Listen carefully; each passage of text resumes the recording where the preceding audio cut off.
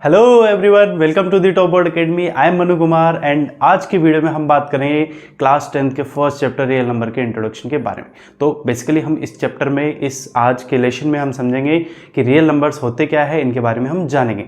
तो सोचो, जान पहचान जरूरी होती ना, जान पहचान जरूरी है क्योंकि जान पहचान नहीं होगी तो बात आगे कैसे बढ़ेगी। ओके, सो बात करते हैं रियल नंबर्स की। तो रियल नंबर्स के बारे में हमने क्लास 9th में पहले से पढ़ा हुआ है, याद होगा। नंबर सिस्टम जो था वो रियल नंबर का बेसिक था। क्या था? बेसिक। अगर हम रियल नंबर के बेसिक की बात करें तो वो हमने नंबर सिस्टम में ऑलरेडी क्लास 9th में स्टडी किया हुआ है। हमने देखा था कि नंबर सिस्टम जो होते हैं, रियल नंबर जो होते हैं वो rationals numbers and irrational numbers का कॉम्बिनेशन होते हैं। रियल नंबर्स जो होते हैं वो रेशनल नंबर्स और इरेशनल नंबर्स का क्या होते हैं? कॉम्बिनेशन होते हैं। मतलब कि रियल नंबर रेशनल नंबर्स और इरेशनल नंबर्स को मिला के बनते हैं।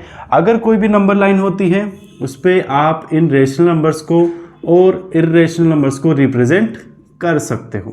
तो ऐसे कोई से भी नंबर जिनको आप इस नंबर लाइन पे रिप्रेजेंट कर सकते हो, दिखा सकते हो, प्लॉट कर सकते हो, वैसे नंबर्स को हम क्या कहते हैं? रियल नंबर्स कहते हैं।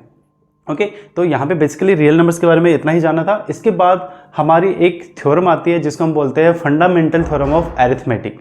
वैसे तो रियल नंबर्स बहुत बड़ा कॉन्सेप्ट है, हमने क्लास 9th में ऑलरेडी पढ़ा है, तो ये थोड़ा बहुत आना चाहिए, बेसिक्स आने चाहिए। जैसे नंबर्स कितने टाइप्स के होते हैं, कौन कौन से नंबर्स है, जैसे natural numbers, whole numbers, integers, primes, co primes, composite numbers, इनके बारे में अलग से जब 9th क्लास की वीडियोस आएगी तो उनमें हम देखेंगे। लेकिन अभी बस इतना सा समझ लो कि रियल नंबर्स जो होते हैं वो सारे नंबर्स को मिला दो तो रियल नंबर्स बनते हैं। मतलब रेशनल इरेशनल सबको मिला दो तो रियल नंबर्स बनते हैं। ठीक है, अब यहाँ पे रियल नंबर्स के कुछ कॉन्सेप्ट्स हैं, उनको हमें समझना है क्योंकि उन्हीं पे बेस्ड हमारे क्वेश्चंस रहने वाले हैं। ओके, तो रियल नंबर्स के हम कॉन्सेप्ट को समझते हैं। ओके, तो सबसे पहला इसका कॉन्सेप्ट आता है fundamental theorem of arithmetic. Okay, so सबसे पहले हमारे रियल नंबर का कॉन्सेप्ट है the fundamental theorem of arithmetic. The fundamental theorem of arithmetic.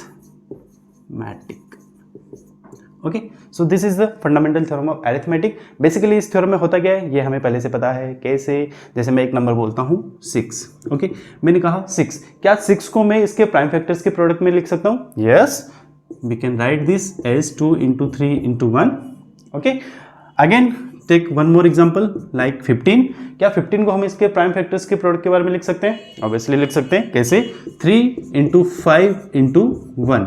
अरे यही फंडामेंटल थ्योरम ऑफ अरिथमेटिक है। मतलब कि कोई नंबर है, कंपोजिट नंबर है, उसको आपने उसके प्राइम फैक्टर्स के प्रोडक्ट के फॉर्म में लिखा है तो आप उसको फंडामेंटल थ्योरम ऑफ अरिथमेटिक कहोगे। ओके, और यहाँ पे इसमें थोड़ा सा ध्यान रखना होता है हमें, क्या कि जो इसके प्राइम फैक्टर्स का जो प्रोडक्ट है उसको आप किसी भी सीक्वेंस में लिख सकते हो। जैसे मैंने 2 into 3 into 1 लिखा था, क्या मैं इसको 3 into 2 into 1 लिख सकता हूं? ऑब्वियसली आप 2 into 3 करो 6 आएगा, 3 into 2 करो 6 आएगा, 3 into 5 करो 15 आएगा, 5 into 3 करो तब भी 15 आएगा। तो फंडामेंटल थ्योरम ऑफ अरिथमेटिक क्या कहती है कि कोई सा भी कंपोजिट नंबर हो उसे आप उसके प्राइम फैक्टर्स के प्रोडक्ट की फॉर्म में लिख सकते हो। और ऐसा करते टाइम आप जो प्राइम फैक्टर्स का जो सीक्वेंस होता है वो मैटर नहीं करता है। ठीक है, किसी भी सीक्वेंस में आप इसको लिख सकते हो। तो यही है आपकी फंडामेंटल थ्योरम ऑफ अरिथमेटिक। इसी के कुछ एप्लीकेशंस हैं, कुछ यूज हैं जो इस चैप्टर में डिस्कस किए गए हैं और उन्हीं पे बेस्ड हमारे सारे क्वेश्चंस होंगे। तो अभी हम देखते हैं फंडामेंटल थ्योरम ऑफ अरिथमेटिक की एप्लीकेशंस क्या है, यूज क्या है। तो देखो, बेसिकली अगर हम इसकी बात करें यूजेस की या एप्लीकेशन की, तो यूजेस जो है इसके 3 टाइप्स के यूज दिखा रखे हैं यहाँ पे। कैसे? फर्स्ट है कि अगर हमारे पास कुछ नंबर है तो हमें उनका LCM and HCF find out करना है। ओके, कुछ नंबर्स गिवन है, उनका हमें LCM and HCF find out करना है। किसकी हेल्प से? फंडामेंटल थ्योरम ऑफ अरिथमेटिक की हेल्प से। कुछ क्वेश्चन ऐसे होंगे जैसे 4 to power n, 6 to power n, इस तरीके के क्वेश्चन होंगे और बोला जाएगा कि n की किस वैल्यू के लिए ये नंबर जो है वो 0 पे एंड होता है। ठीक है, फॉर एग्जाम्पल समझते हैं हम थोड़ा सा। जैसे मैंने लिखा 4 power 2, तो 4 power 2 जो होता है इसका मतलब क्या हुआ? 4 into 4 दैट इज 16। ओके, इसका मतलब हुआ 16। अब 4 power 2, तो यहाँ पे n क्या है जो इसकी पावर में है? 2। ओके, अब n की वैल्यू कितनी है? 2, तो उसके लिए इसका इसकी वैल्यू कितनी आई है 16। तो 16 मतलब कि ये जो एंड हो रहा है या इसकी यूनिट प्लेस डिजिट जो है वो क्या है 6 है, मतलब 0 नहीं है। तो n की वैल्यू 2 होगी तो उसके लिए ये 0 पे एंड नहीं होगा।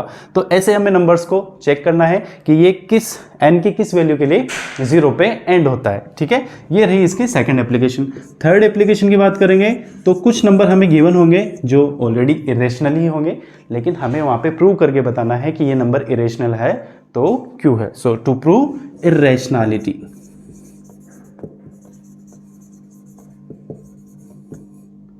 टू प्रूव इरेशनैलिटी, जैसे हमें कुछ नंबर गिवन होंगे, जैसे √2 गिवन है, √5 गिवन है, 3 + 2 √5 गिवन है। इस तरीके के क्वेश्चंस होंगे, इस तरीके के नंबर्स होंगे और हमें इन्हीं नंबर्स को प्रूव करना है कि ये नंबर्स इरेशनल है तो कैसे हैं।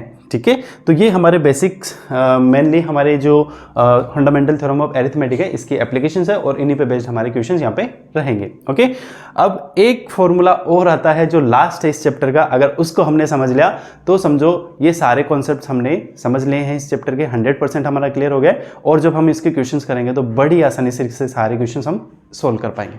ओके, तो लास्ट टॉपिक है, लास्ट इसका जो फॉर्मूला है वो हम डिस्कस कर लेते हैं।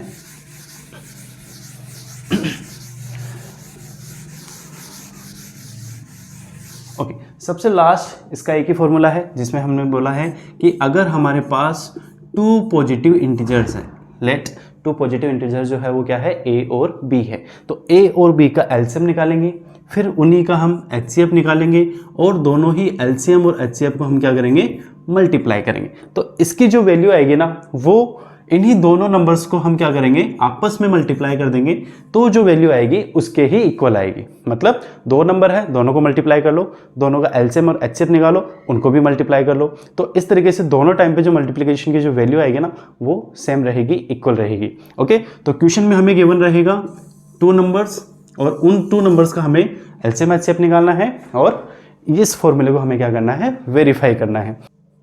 ओके, तो ये सारे कॉन्सेप्ट हो गए हमारे फर्स्ट चैप्टर के। अगर हमें ये कॉन्सेप्ट समझ में आ गए तो हम 100% सारे क्वेश्चन बहुत ही आसान और इजी वे में कर पाएंगे। ओके, तो मिलते हैं नेक्स्ट वीडियो में जिसमें हम इसी चैप्टर के सारे क्वेश्चंस को डिस्कस करेंगे। एक्सरसाइज 1.1, एक्सरसाइज 1.2 सारे क्वेश्चंस हम डिस्कस करेंगे 1 by 1।